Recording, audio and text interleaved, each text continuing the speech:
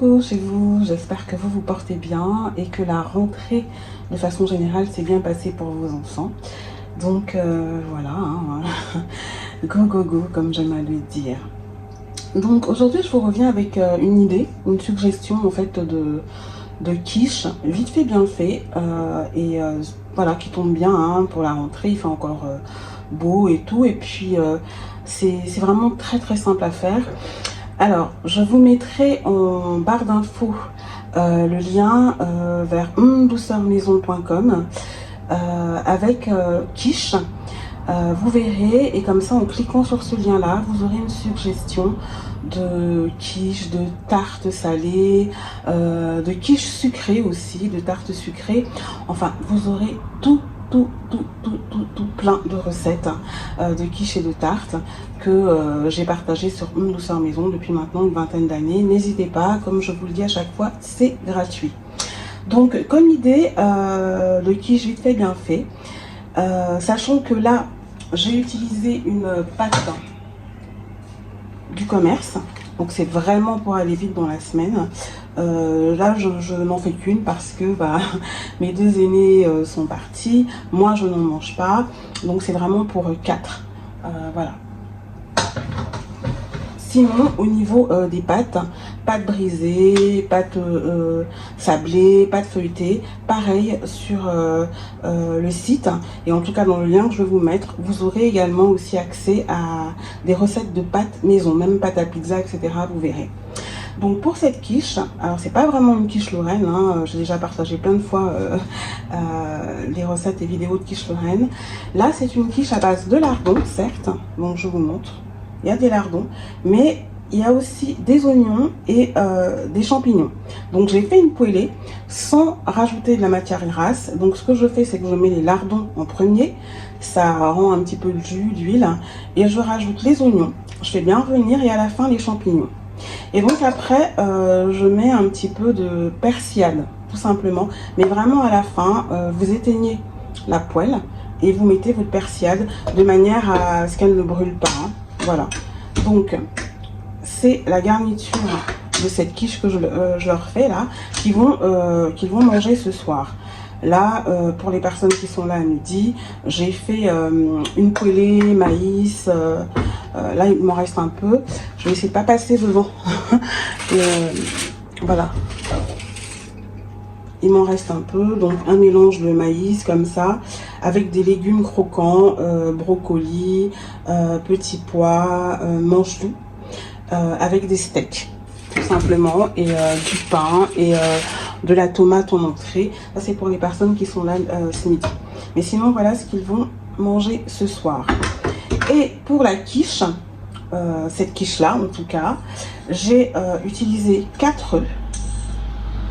4 moyens calibres. S'ils sont gros, c'est pas la peine d'en mettre 4. Hein. 3, c'est largement suffisant. Là, c'est des moyens calibres. Ce sont, pardon, des moyens calibres. Donc, j'en ai mis 4. J'ai mis une brique comme ça de crème, 30%.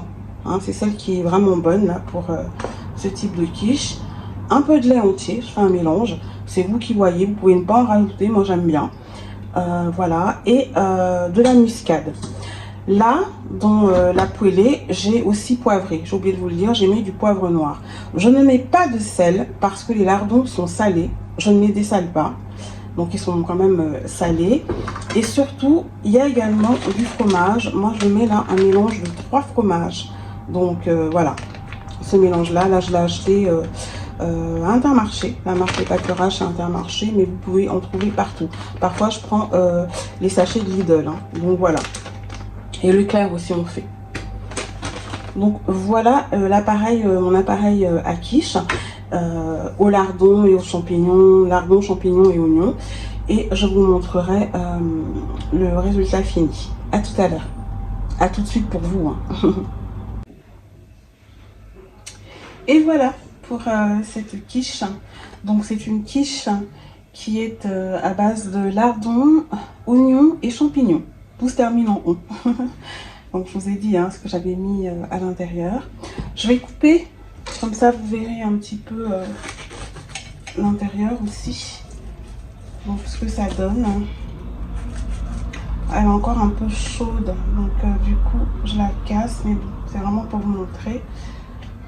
C'est pour 4 personnes ce soir, donc je peux vraiment déjà couper comme ça. Voilà. Je sais pas si on verra bien. Donc voilà. Et le bas n'est pas détrempé, bien cuit. Je ne l'ai pas fait cuire à blanc, mais en fait ce que je fais, c'est que je mets une petite pellicule. Alors là j'ai mis de la chapelure avant de mettre donc la garniture. Donc voilà pour eux ce soir avec une salade verte et un petit peu de pain. Et moi je vous ai dit je n'en mange pas parce que en fait il me restait des bananes qui étaient vraiment très très mûres. Donc j'ai fait des beignets, vous savez, des beignets de bananes comme ça et de maïs.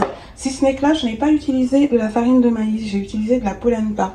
C'est pour ça qu'on voit des petits granulés comme ça. Hein, mais c'est tout aussi bon. Et quand je fais avec de la polenta comme ça, c'est pas avec de la levure boulangère, mais c'est avec de la levure chimique. Donc ils sont un petit peu plus durs que les autres qui sont plus souples. Mais c'est très très bon. Mes enfants aiment beaucoup aussi. Donc eux ils en prendront au goûter, etc. Moi, c'est ce que je vais manger ce soir avec des prunes. Des prunes ou safou, hein, les prunes africaines ou safou. Ce sera mon repas ce soir. C'est pour ça que je peux pas me permettre de manger une quiche parce que c'est quand même assez gras. Donc si je vois que j'ai faim, je prendrai de la salade. Mais avec mes 2 prunes, c'est 2 grosses prunes. Et ça, franchement, c'est super bon. Alors en général, je prends ça avec du piment, une purée de piment que je fais. En allant sur douceurmaison.com, vous verrez, vous tapez Ndongo, Ndongo. Mais je mettrai, je pense, le lien, si j'y pense, en barre d'infos. Vous aurez la recette. Sachant que là, pour le moment, enfin depuis que mon époux est décédé, j'ai complètement arrêté le piment. J'en mangeais énormément, ça commençait à me faire des problèmes gastriques. Donc là, j'ai vraiment arrêté. Je cuisine assez épicé, donc voilà. Donc voilà pour la petite idée de la semaine. Je vous ai dit avec une bonne salade de saison, un petit peu de pain. Ça fait un repas hyper complet hein, pour le soir.